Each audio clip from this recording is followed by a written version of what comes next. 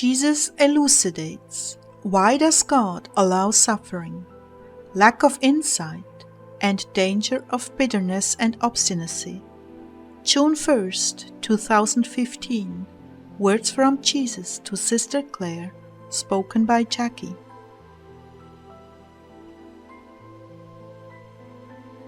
Jesus began.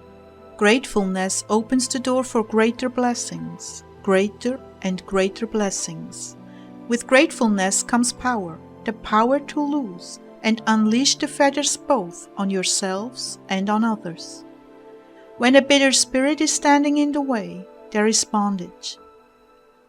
But remove the bitter spirit and healing can take place. There are so many, Clare, with a bitter spirit in the way of me being able to work in their lives. Things happen in the lives of souls they do not understand, so they blame me and become bitter. It is true that ultimately I could have prevented what happened, but it is also true that things happen for a reason. Reasons the minds of men cannot fathom. For instance, there are those souls who, had they succeeded in their intended destiny, would have ended their lives going to hell. But because I allowed an intervention, it totally changed the course of their lives.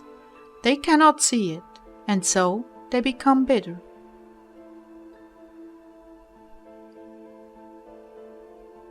But won't that bitterness take them to hell as well?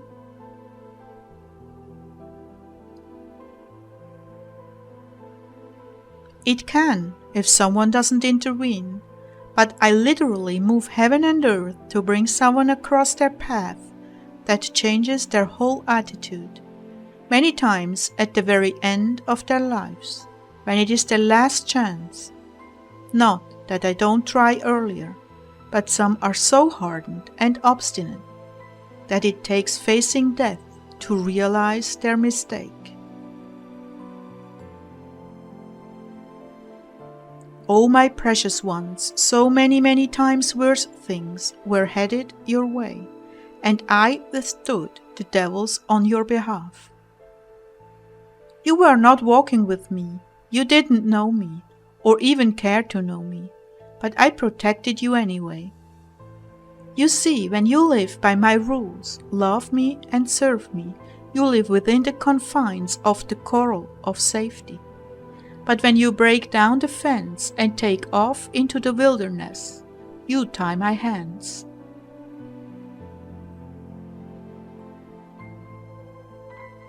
However, even then I relent and overrule my norms to protect you, because I love you and I know you don't understand what you're doing. I approach you year after year after year to turn you from your selfish and blind path, and you ignore me year after year, blithely skipping down the path of your own fancies.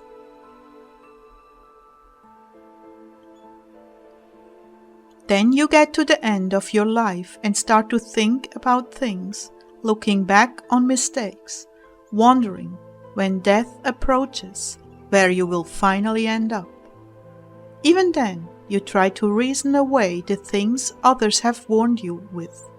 You choose different religions and say that is your way. But in the stillness of the night, phantoms arise and taunt you with the truth, and you begin to wonder.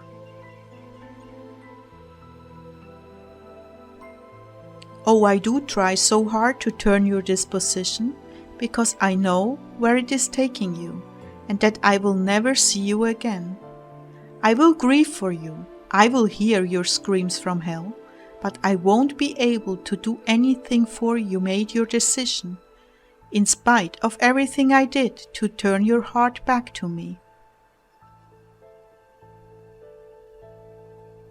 And for you who know me, it is time now for you to examine your hearts and search for hidden traces of bitterness, or even pools of bitterness hidden in the caverns of your heart. Is there something you cannot forgive me for? Is there something you say you have forgiven me for, but you still hold resentment in your heart that I treated you so unfairly? Lord, I struggle with a few issues, the family I was born into for one. I know that, my love, and I'm so very sorry your parents made such foolish decisions. I certainly could not sway them, and in the end, I knew the choices they would make. And I apologize to you for sending you into such a family. But may I say, when you get here, you will thank me for it?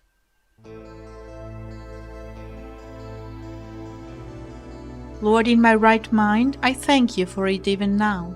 Yes, even now I see things you gave me through my parents, and it wasn't all bad. And after all, you did overcome me in my searchings and save me. So what have I to complain about? I could be going to hell for the way I lived.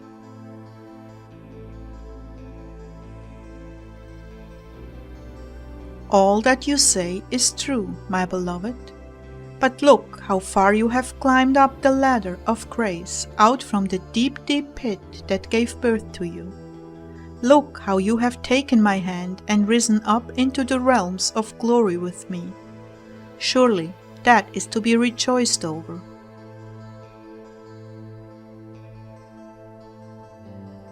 It is quite amazing, and I have to say I do feel fulfilled and happy in what you have chosen for me.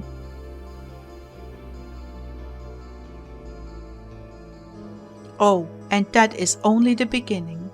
I didn't say from glory to glory without reason. Oh, my children, if you could see from my perspective what you have triumphed over in the kingdom of darkness. If only you could see the amazing obstacles, powers, dominions, and enemies you have triumphed over, you would be so very appreciative, happy, and satisfied. But not until you are with me will you be able to see from my perspective the great victories you have won. Still, it is most important in this hour that you examine every tiny crevice of your heart and find yourself out. Find out if there is still bitterness for what I have allowed. Can you trust me with that? Can you trust that what I allowed in your life was for the best? Now that you know me, you know my nature, my love that didn't stop at being cruelly executed for you. Now that you know that, can you trust me and thank me for your life, all the good and all the bad? Oh, I'm imparting this grace tonight as we speak. Yes, I'm imparting wisdom, not of this world. Wisdom from the highest realms. My wisdom and grace to be able to thank me for what I allowed and what I did not allow, for what I gave and what I withheld, for what I took and never replaced. All of it, good and bad, you will see served the purpose, accomplished great good, and in some cases leveled the playing field and cancelled the debt, so you wouldn't be consigned to hell from your very own decisions.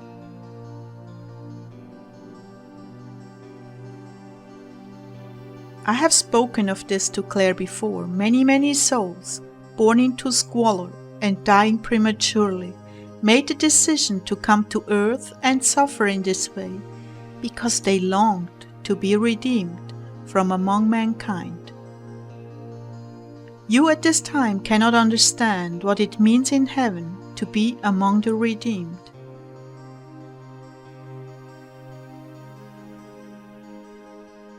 Lord, you are such a communicator that surely you can help us to understand why in the world a soul would allow themselves to be born into one of those bodies that is destined to die from AIDS, destined to be raped and killed. Lord, please tell us in a way we can understand.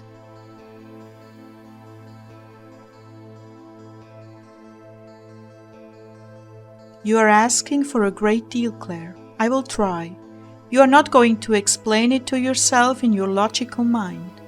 As I have told you before, your intellect and pride get in the way, my dearest.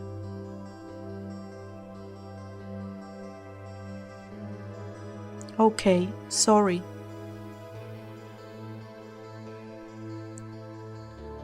I hear and see what you are thinking. If I don't get it right, I can just delete this section. Shame on you. And your trust? Where has it taken off to? Lord, I believe. Help my unbelief. Oh, my darling Clare, nothing is beyond me, but many things are beyond you, because you cannot see as I see. You are still looking through a glass darkly.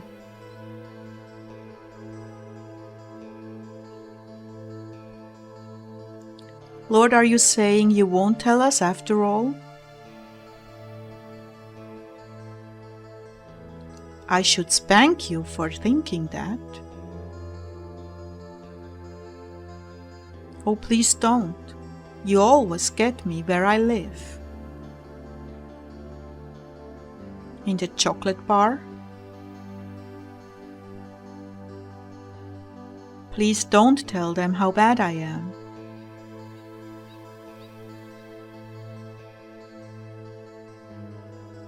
All right then, imagine a little bug, a ladybug, crawling along slowly on the ground. Now imagine a bird coming by and catching up that little bug.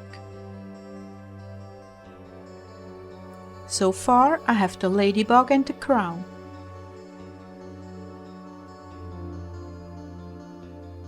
Okay, now imagine the perspective the ladybug has, and then imagine the perspective the crow has. There's no comparison.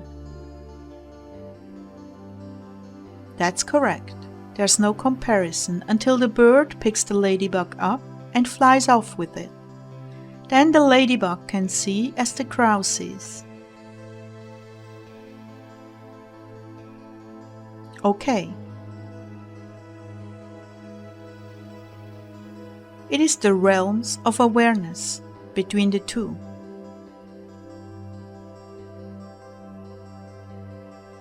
I'm thinking. Come on, you asked and now you don't want to see the answer?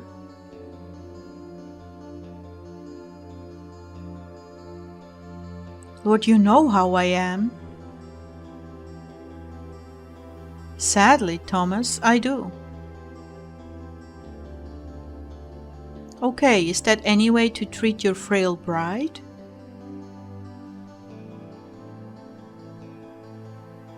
Is that any way to treat your loving Jesus who continually instructs you? No, I'm sorry. All right then, tell them the answer, Clare.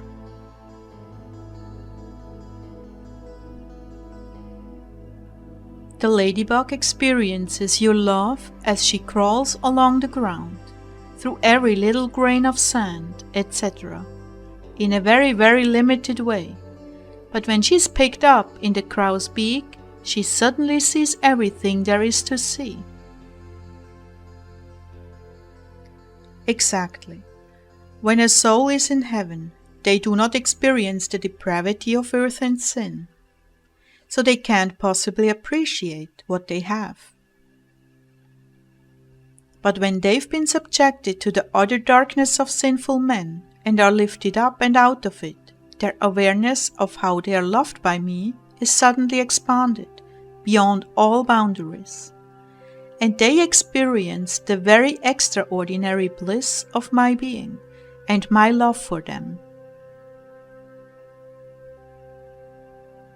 Okay, that's my try. What do you think?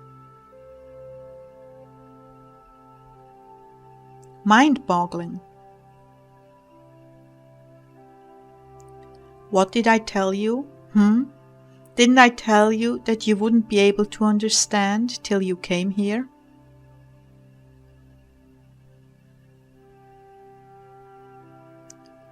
No, Lord, that is positively amazing.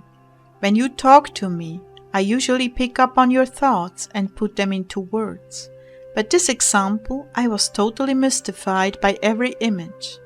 I didn't get it until the very end. Kind of like falling backwards into your waiting arms, which I can't see. I just have to trust.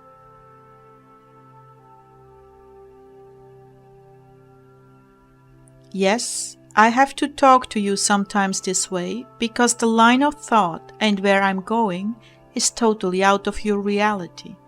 Like those events I warned you would be part of the tribulation, the strange creatures, etc.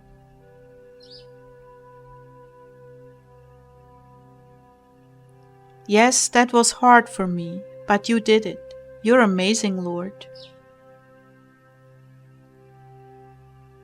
I know.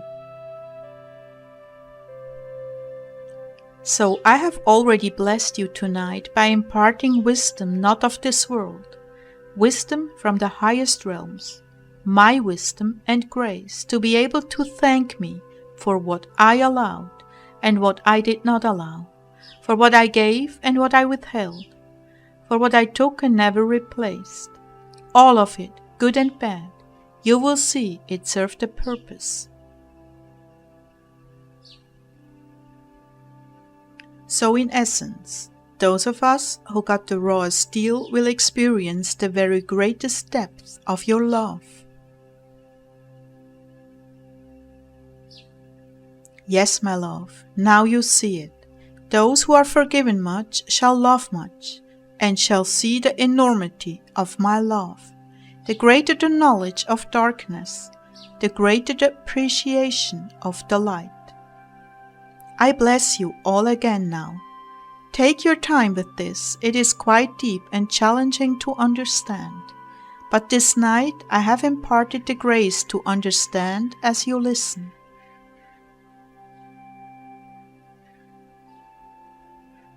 The greater the sorrow and bitterness you've experienced in this life on earth, the more grateful you will be in heaven, and the more bliss and joy you will experience for eternity.